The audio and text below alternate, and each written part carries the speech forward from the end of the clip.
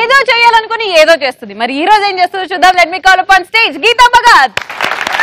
అతిలోక సుందరి తొల్లి చూపుకే ఇలా మత్తిపోయేనే మారి ఉన్న ఒక ఊపిరి గుళ్ళో గంట మాదిరి కొట్టుకున్నదే. ప్రతిసారి నేను ఏమనుకుంటా అంటే ఇక్కడ వచ్చిన స్టూడెంట్స్ అందరినీ కొంచెం నవ్విద్దాం, కొంచెం కామెడీ చేద్దాం అనుకుంటాను. అదేంటో తెలియదు, లేడీస్ స్పెషల్ లో నేను ఎప్పుడు వచ్చినా కూడా చాలా ఎక్కువ కామెడీ చేసి చాలా ఎక్కువ నవ్వుతూ ఉంటారు. అందరూ పడి పడి పడి నవ్వుతూ ఉంటారు. సో అలా నేను అనుకున్నది ఒకటైతే అయ్యింది ఇంకొకటి అవుతూ ఉంటుంది. ఈ రోజు అనుకున్నది ఒకటి అయ్యింది ఒకటి చేద్దాం అనుకుంటున్నాను.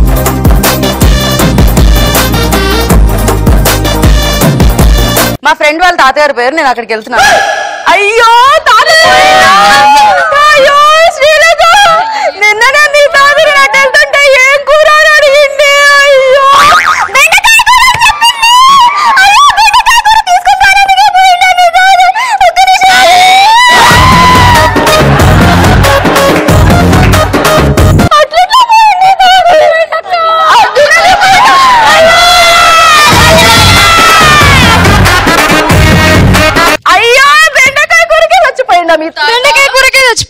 అయ్యో నేను ఆ స్వాతి వాళ్ళ తాతకి బీరకాయ కూర ఇచ్చొచ్చు. వాడు కూడా చచ్చిపోయిండు.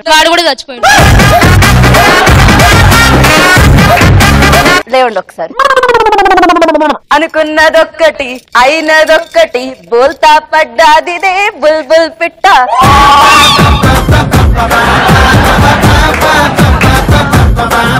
ఒక అమ్మాయి బ్రిడ్జ్ మించి దూకేయడానికి వెళ్తుంది. అప్పుడు రవి లాంటి వాళ్ళ అమ్మాయిల మీద అసలే ముందే చాలా ప్రేమ అభిమానాలు ఉంటాయి. అయ్యో అమ్మాయి బ్రిడ్జ్ మీద దూకుతున్నా, పరిగెత్తుకుంటూ వచ్చి నువ్వు చచ్చిపోదాం అనుకుంటున్నావా, ఎట్లా పోదాం అనుకుంటున్నావు, నాకు ఒక ముద్దిచ్చిపో.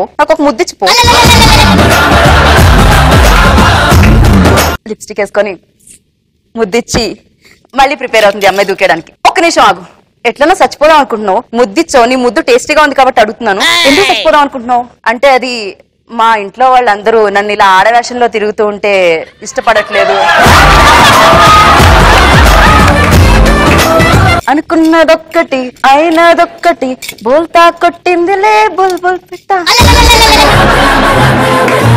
సుధాకర్ ఏంటంటే ఎట్లయినా జీవితంలో లవ్ మ్యారేజ్ చేసుకోవాలని డిసైడ్ అయిపోయాడు. ఒక అమ్మాయి దగ్గరికి వెళ్ళాడు, ఐ లవ్ యూ చెప్పాడు. వెంటనే అమ్మాయి రియాక్షన్, నేనేం చూసి ప్రేమించాలి, కలరా తారు డబ్బాలా ఉంటది, జుట్ట చీకేసిన తాటి టెంకలా ఉంటుంది, హైటా 5 అడుగుల్లో ఆగిపోయావు, ఇక నీ పర్ఫార్మెన్సా దాని గురించి నేను చెప్పలేను, ఎందుకంటే నువ్వు కూడా ఏం చెప్పావు కాబట్టి దాంట్లో, ఇక నీ మెమోరియా నన్ను ఏ చార్మినార్ దగ్గర మర్చిపోయి వచ్చేస్తావు.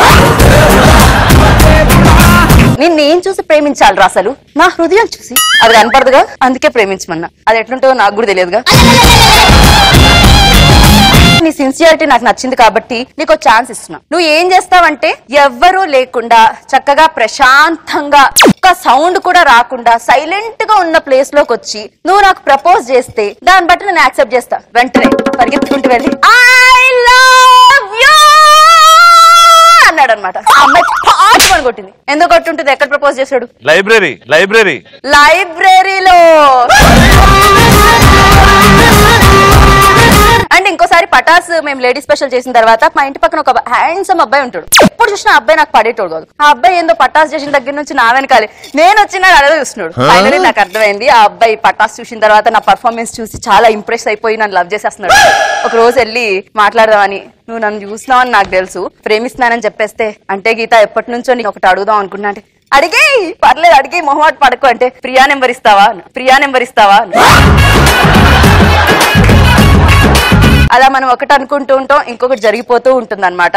ఇంకొకసారి ఒక అబ్బాయి అమ్మాయి మాట్లాడుకుంటారు. అబ్బాయి అడిగాడు, నువ్వు నన్ను ఎంత ప్రేమిస్తున్నావు, నువ్వెంత ప్రేమిస్తున్నావో నేను కూడా నిన్ను అంతే ప్రేమిస్తున్నావు. ఎడ్డిదానా అంటే నువ్వు కూడా టైం పాస్ చేస్తున్నావు అలాగా చెప్పు.